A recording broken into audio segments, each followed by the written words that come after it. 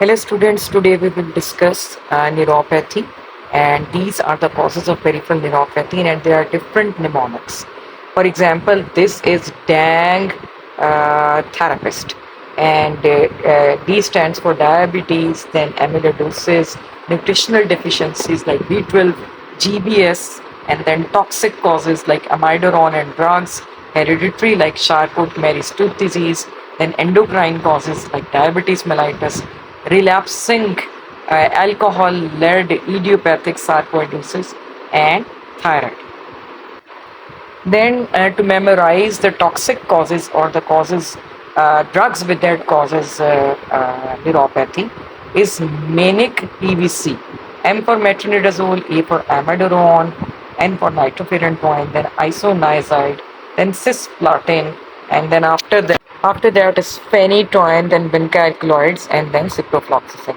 So there are many mnemonics which can help you in remembering the names or the causes of neuropathies, and you can choose any of your choice. Then another mnemonic is A, B, C, D, E. A for alcohol, B for B12, C for chronic renal failure, D for diabetes and drugs, and E for vasculitis. So choose any of these. Then there are other ways to classify neuropathy like demyelinating neuropathy and axonal neuropathy. It depends upon that what is the main pathological process in that neuropathy. So, so what mnemonic we used to make when we were in final year was DAR-DUM, DARDUM. D for diabetes, U for anemia, then R for rheumatoid arthritis, then another D that is for drugs, and DUM, then alcohol, and then malignancy or multiple myeloma. So there are many ways which can help us to remember.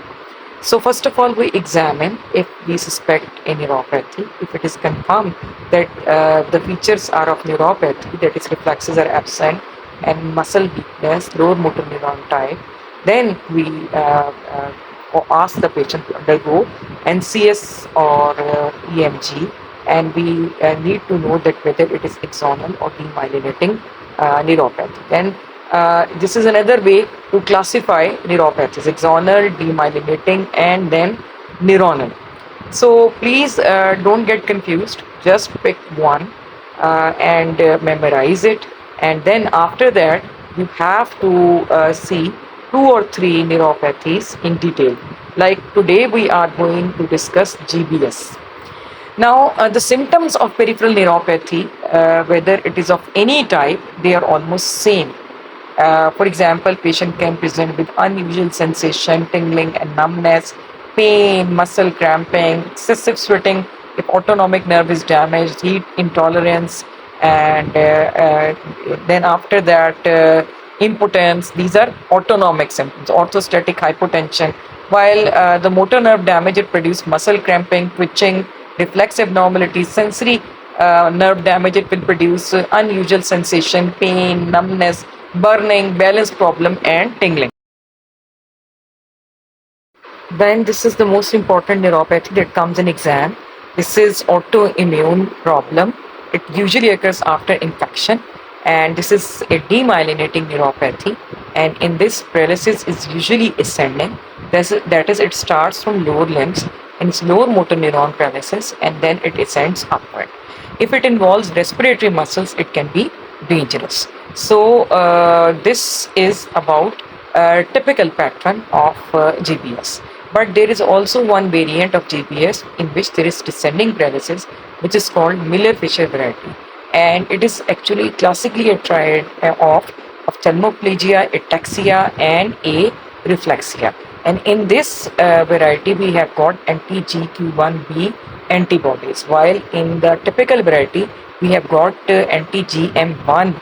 And so after this, after taking clinical history, we do CSF examination of the patient, and in 40% of the patients, there is cell protein phagocytosis. That means that cells are normal, but proteins are mildly raised. But it does not happen in every patient.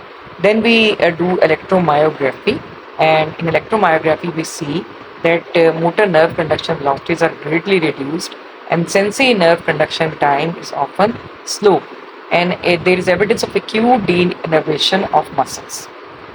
Then subtypes of GBS, most common is acute inflammatory demyelinating polyradiculopathy, which is called AIDP, and this is ascending paralysis. Then acute motor axonal neuropathy.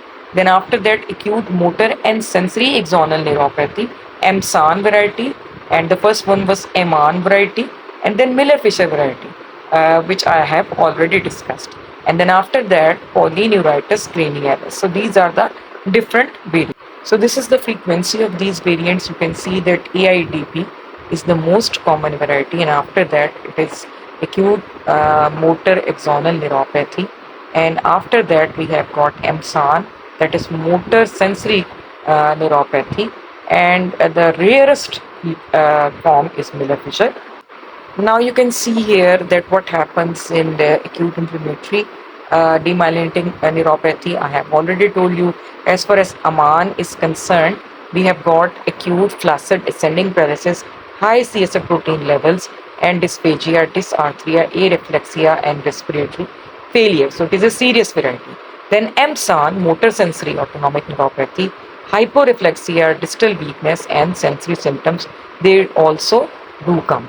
And Miller-Fisher variety we have already discussed. So treatment is immunoglobulin or plasmapheresis. As I've already told you, it is an autoimmune disease. We have to remove the antibodies which are culprit and which are actually damaging cranial nerves. But intravenous immunoglobulin, they are quite expensive, and we need lots of donor for them, and they have their own side effects. While plasmapheresis is cost effective, we do not need lots of donors, and we usually perform 5 sessions of plasmapheresis and 5 sessions of intravenous immunoglobulin.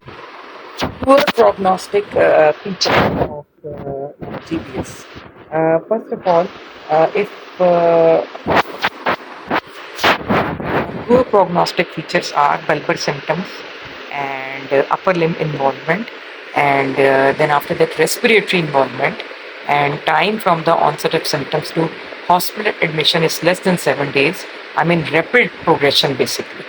And again, vital capacity means respiratory. So if we make it easier for you, so bulbar symptoms, upper limbs involvement, respiratory involvement, rapid onset of the disease, and then after that absence of motor symptoms and diarrheal illness preceding diarrheal illness, all these are poor prognostic features. Prognosis is overall good. 80% patients they do recover.